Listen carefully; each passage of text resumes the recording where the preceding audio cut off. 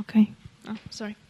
So we want to check whether the position of sectors in particular countries in global value chains affects wages. And we do it using two types of data. So first we present the results stemming from sector level data, which is quite standard nowadays in the literature. And the other data set that we use matches workers with sectors. So this is something we believe which is new.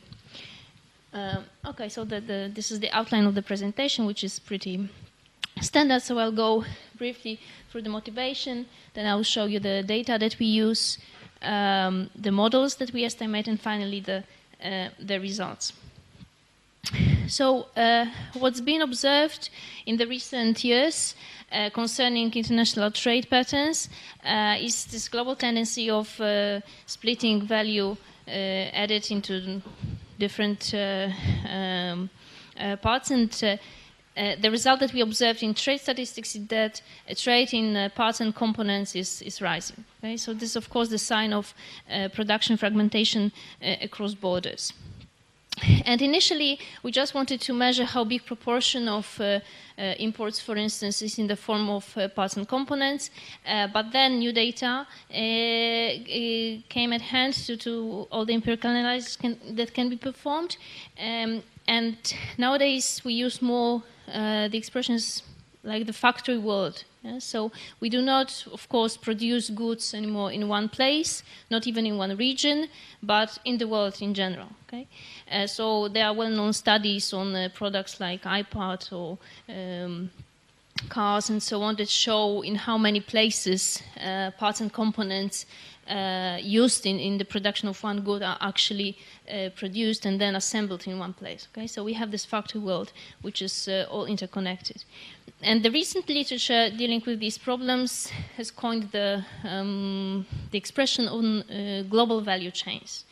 Okay, so the value chain is no longer local; it's global. Yes, because we have this international division of tasks and the resulting change in trade.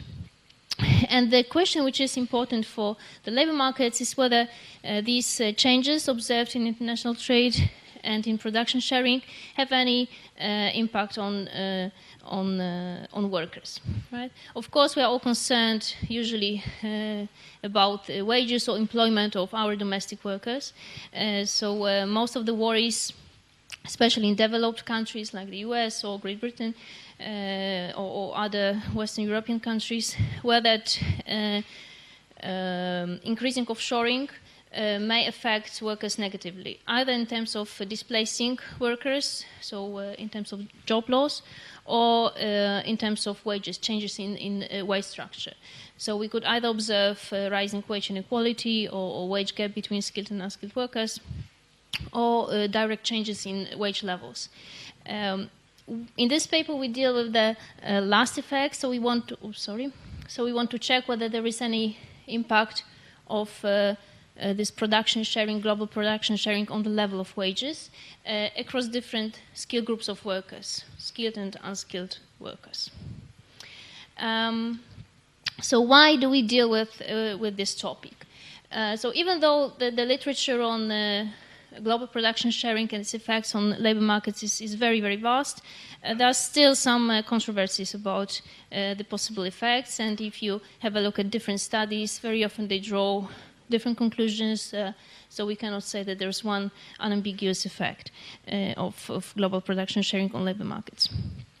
And recently, new data became available, in particular input-output tables from the VIOT project, which is a very big extension of the EU CLAMS data set that has been used in the papers just presented. And with this data, some of the authors developed new methodologies to count more precisely than before this production sharing and offshoring in particular. So this is something that we have at hand, yes, as empirical economists.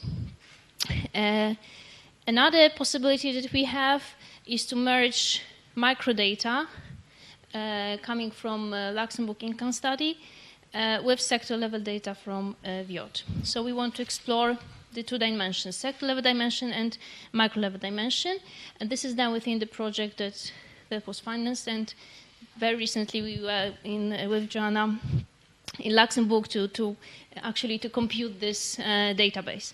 So I must stress that the results that I will show here are very, very preliminary. So any kind of comments are very much welcome, because, well, just recently we finished the construction of the database, so actually we still have to go through the empirical analysis. Okay, so concerning the literature, which is linked with our paper, of course we have to refer to the very extensive web of papers on cross-country production sharing. There's been many papers starting in 1990s up till now. And initially, they focus mainly on the US, of course, developments, how offshoring, especially to low-income countries from US, affects their labor markets. Then other studies were performed for the UK, for OECD countries, and so on. And the evolution of these papers also shows the evolution of new data sets, yes, that become available. So the key concepts that were used in the beginning was the notion of vertical specialization. The definition that is often used and shown in many papers is the one by Homers from the paper from 2001. So they just defined this vertical specialization as the use of imported inputs in producing goods that are exported. Okay, so our exports rely not only on those products that we actually produce, but they also rely on what we have imported before. And altogether it links to the emergence of this global value chain. Another term which is often used is the value-added exports. And recently, and here I'm talking mainly about two papers, the authors explored the possibilities given and offered by the VIOT project to calculate value added, which can be visible in trade data. So the thing is that the computation of input-output tables for many countries, the VIOT project provides such data for 40 countries plus the rest of the world. It makes possible to actually trace which sectors use data from which partner countries and from which sectors from partner countries. So we have a complete global input-output table. And based on these data, some of the authors, so first of all, Koopman and the co-authors, this recently published paper 2014, but the working paper was a bit before, they developed a method of decomposition of gross exports of given countries into several components that measure the value added of these exports and their contents, the domestic content and the foreign content, which is in gross exports. And these measures were subsequently developed by Wang and the co-authors, and this is the methodology that we use in this paper. And I will refer later on as WWZ to their method. I will show later on how it looks like.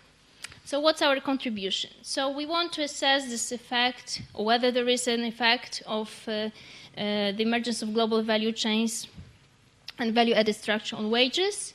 We do it for different skill categories of workers, so skilled and unskilled workers.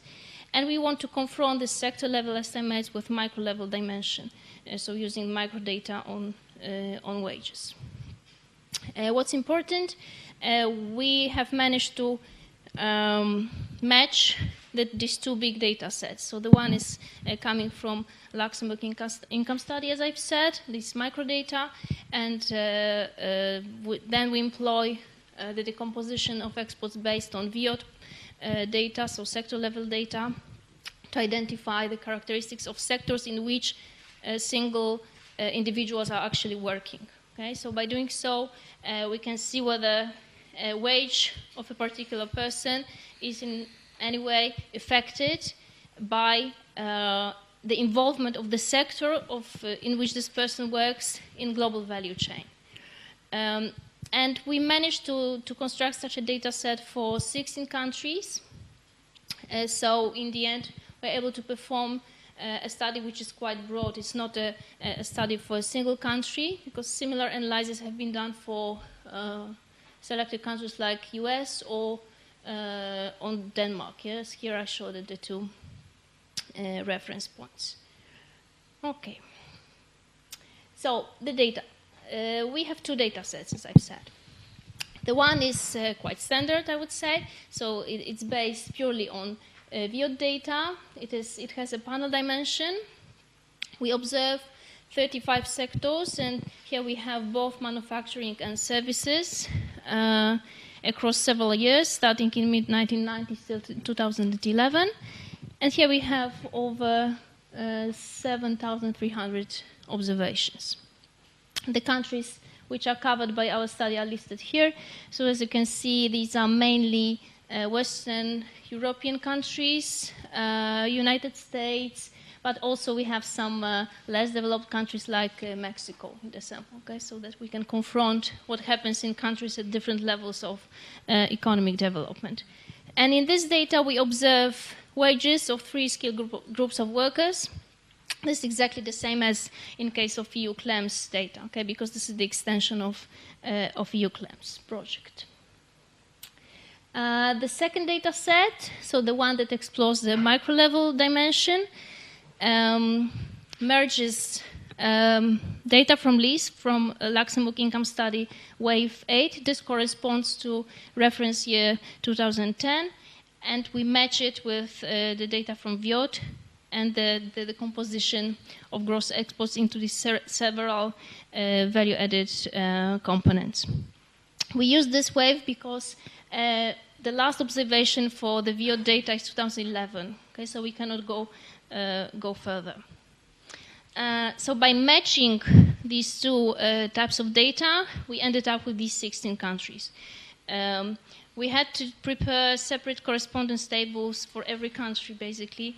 So based on the information which was given in LIS data sets on the sector of occupation of single individuals, we had to merge this information with sectors present in VIOT. And in several cases, that was basically we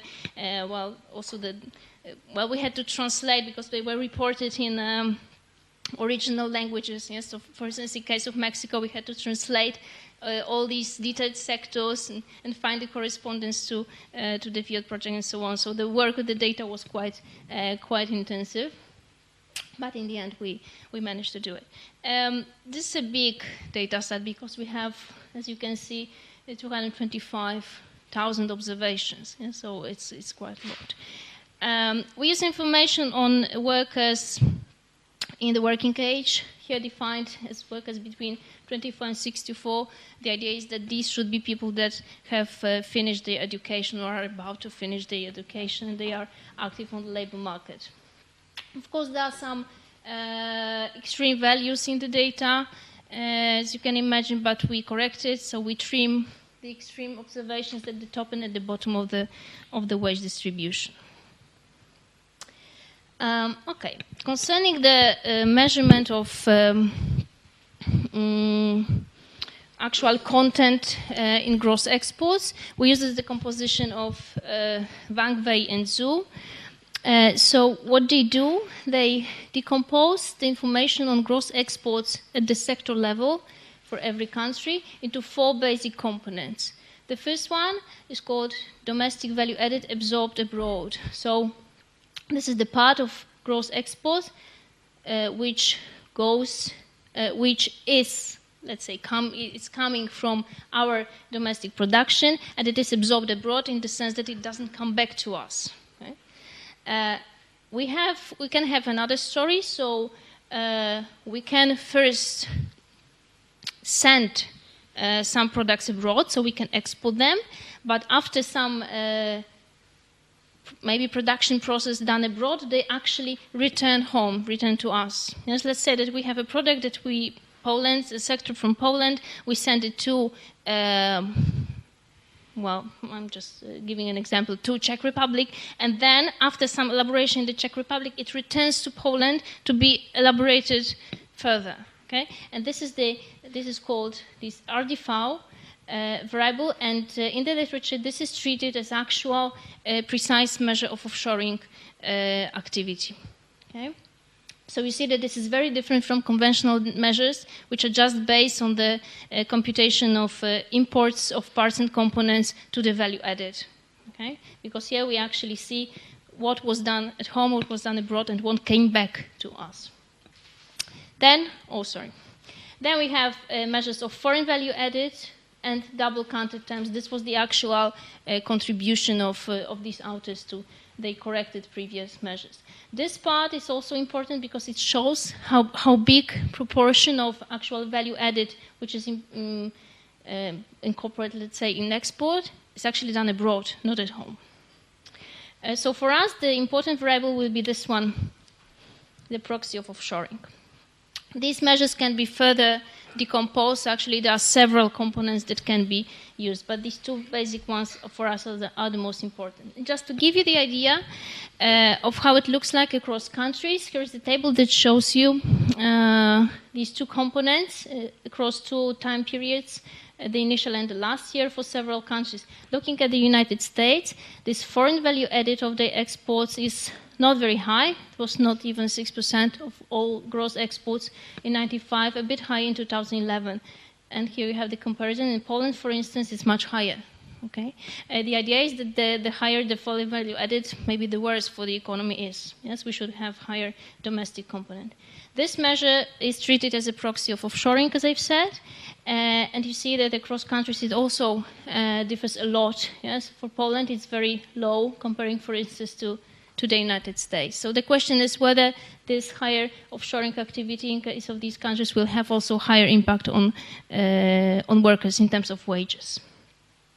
So what we do, we estimate two equations. The first one uses the sector level data set. So it's quite a standard model in which we link wages of a given skill category of workers, high, medium, and low skilled workers, employed in given country, sector, and time.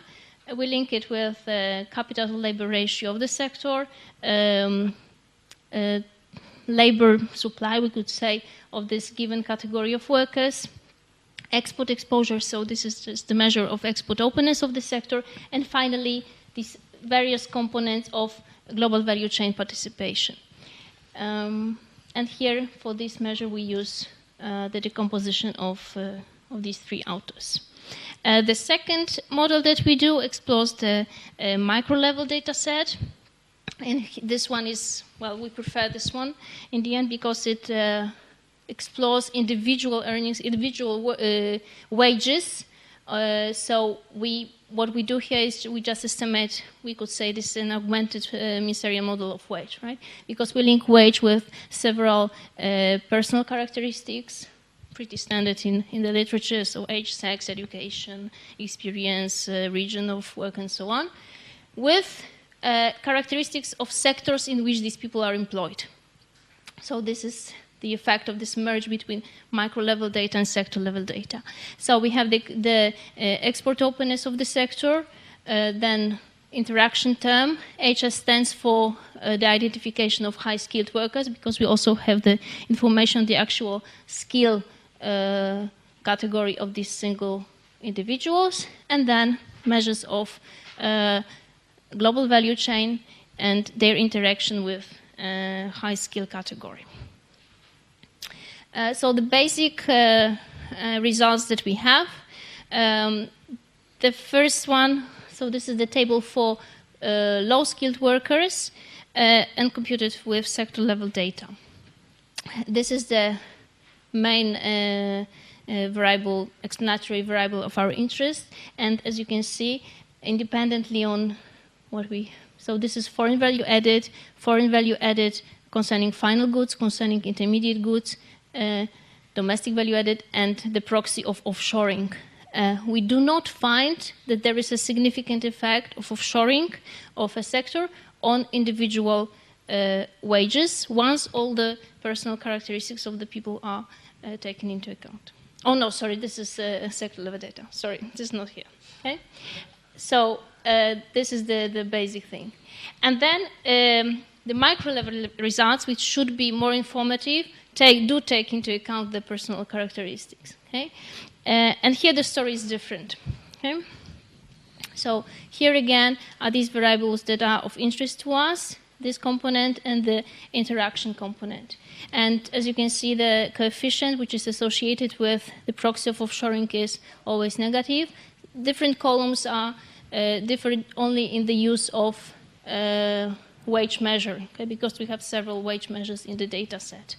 The interaction term, the sign is positive, which is a sign for us that the story is different for low-skilled workers and for high-skilled workers.